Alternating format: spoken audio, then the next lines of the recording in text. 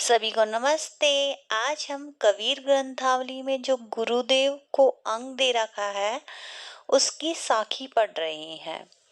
सतगुर स्वान को सगा, सौंदी सही न दाती, हरिजी स्वान को हितु, हरिजिन सही न जाती।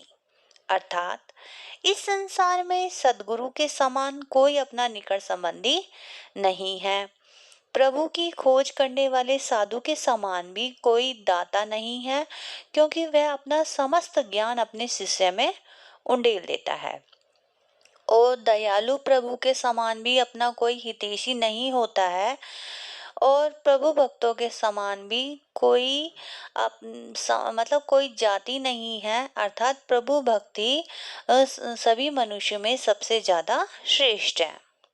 अगला, बलिहारी गुरु आपने द्यो दाती के द्यो हाडी के बार, जानी मनुष्य ते देवता करत न लागी बार। अर्थात मैं शरीर को अपने गुरु के ऊपर निछावर करता हूँ। मैं उन पर बलि बलि जाता हूँ जिन्होंने अत्यंत कम समय में मुझे मनुष्य से देवता बना दिया और मेरी सारी मानवीय दुर्बलताओं को नष्ट कर दिया और मुझे दिव्य गुणों से युक्त कर दिया।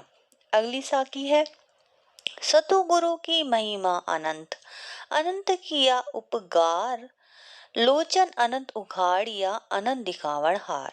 अर्थात सदगुरु की महिमा अपरंपार है।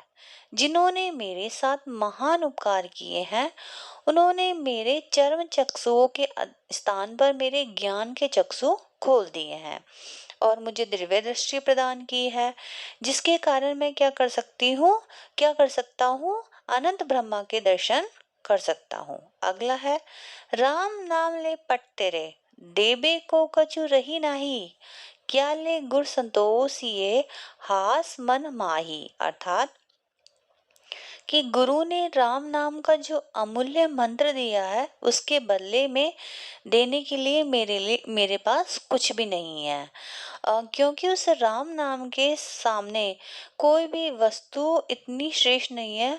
अर्थात सारी वस्तुएं तुच्छ हैं और मैं भला गुरुदेव को क्या दे सकता हूँ, क्या देकर उनको संतुष्ट करूँ।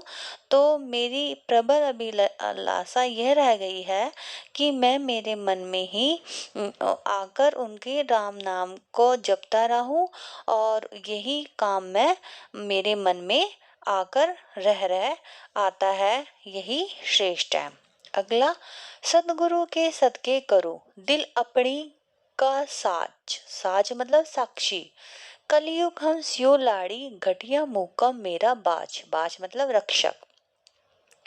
अर्थात मैं सदगुरु पर अपने प्राण निछावर करता हूँ और अपने हृदय को साक्षी करके कहता हूँ कि इस कली काल में विविध माया मोह के प्रपंच में मुझसे जूझ रहे हो और पापों का और मन का संघर्ष चल रहा है, किंतु शक्ति संपन्न गुरुदेव मेरे रक्षक हैं और पाप पुण्य मुझे परास्त नहीं कर सकते हैं। अगला, सदगुरु लई कर्मणि करी, बाहण लागा तीर, एक जो ब्रह्मा प्रीति सु भीतरी रहा शरीर।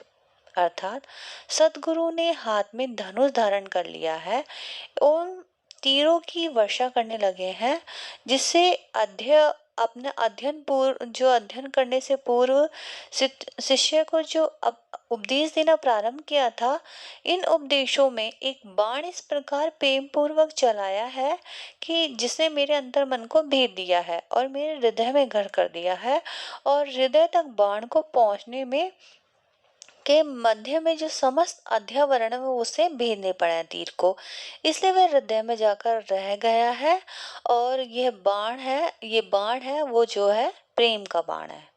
अगला है, सतगुरु साचा सुरीवा, सबद जु ब्रह्मा एक, लागत ही में मिल गया पड़िया गलेजा छेक। अर्थात सद्गुरु सच्चे सूरवीर हैं। जिस प्रकार रणभूमि में सूर अपने विरोधी पक्ष को बाण वर्षा से परास्त कर देता है, उसी प्रकार उस सद्गुरु रूपी सूर ने एक उपदेश का बाण चलाया है और उसके लगते ही मेरा सारा अहम नष्ट हो गया है और उसके लगते ही मेरे आत्मज्ञान से साक्षात्कार हो गया है। और उस बाण के लगते ही ऐसा लगता है जैसे मेरे हृदय में प्रेम की टेक का छिद्र हो गया है। तात्पर्य यह है कि यह प्रेम उस सद्गुरु के उपदेश रूपी बाण का ही परिणाम है।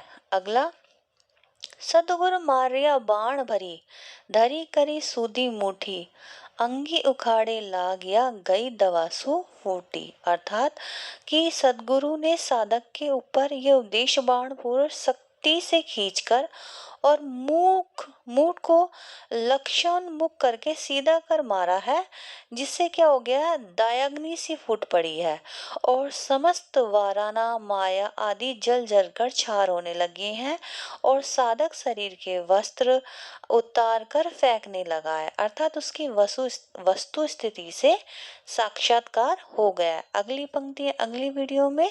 धन्यवाद।